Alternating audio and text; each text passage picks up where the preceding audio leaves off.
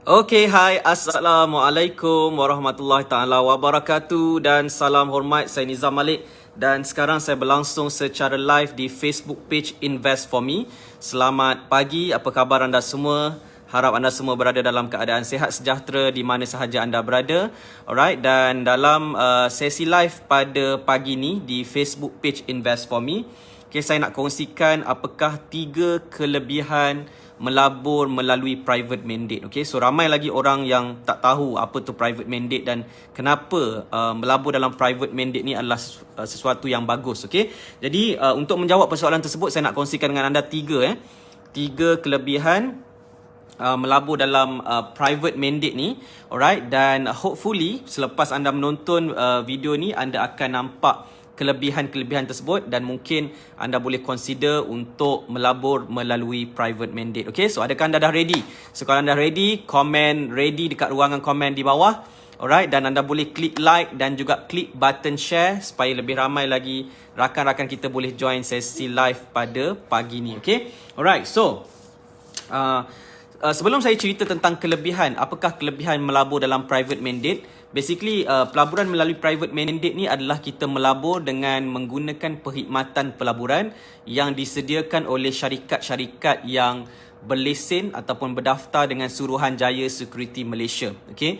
Jadi, bila kita melabur dalam private mandate ni, kita tidak perlu buat apa-apa tindakan pelaburan. Kita hanya sediakan modal pelaburan dan kita serahkan kepada license fund manager, dan license fund manager ni akan tolong laburkan bagi pihak kita kat mana dia nak melabur, okay, macam mana cara, teknik pembahagian modal dan sebagainya, semuanya akan ditentukan oleh license fund manager tersebut. Okay, jadi kita tak perlu susah-susah fikir, okay, macam mana cara untuk melabur. Okay, semuanya akan dilakukan oleh license fund manager. Okay, alright, kita ada Rezeki Iman is watching, kita ada Tuan Zulkarnain Suhaimi is watching. Alright, terima kasih kerana menonton secara live. Alright, dan anda boleh bantu saya klik button share supaya lebih ramai lagi rakan-rakan kita dapat join sesi live kita pada pagi ni. Dan insyaAllah saya akan live lebih kerap lagi dekat dalam Facebook page Invest For Me ni. Okay, sebab saya nak kongsikan lebih banyak lagi info tentang pelaburan melalui private mandate. Sebab ramai orang masih tak tahu private mandate tu apa. Okay, apa kelebihan dia, macam mana nak melabur dalam private mandate. Okay, apakah risiko melabur dalam private mandate. Semuanya kita akan share dekat dalam sesi live macam ni. Okay, alright, so terima kasih kepada anda yang menonton secara live. Okay, jadi saya nak share dengan anda 3 kelebihan melabur dalam private mandate. Yang pertama adalah kelebihannya kita tidak perlu membuat kajian saham, okay, ataupun kajian pelaburan. Okay, kalau kita melabur sendiri, contohnya anda seorang pelabur dan trader saham di Bursa Malaysia, salah satu kerja yang kita kena buat adalah kita kena buat kajian saham. Kita kena pilih kaunter-kaunter saham yang ada dalam Bursa Malaysia. Bayangkan ada 1000 kaunter dalam Bursa Malaysia dan kita kena buat screening, kita kena pilih kaunter mana yang terbaik dan kita kena buat entry pada waktu yang betul. Okay? Dan perkara ni adalah perkara yang kita kena belajar. Okay, macam mana nak buat kajian.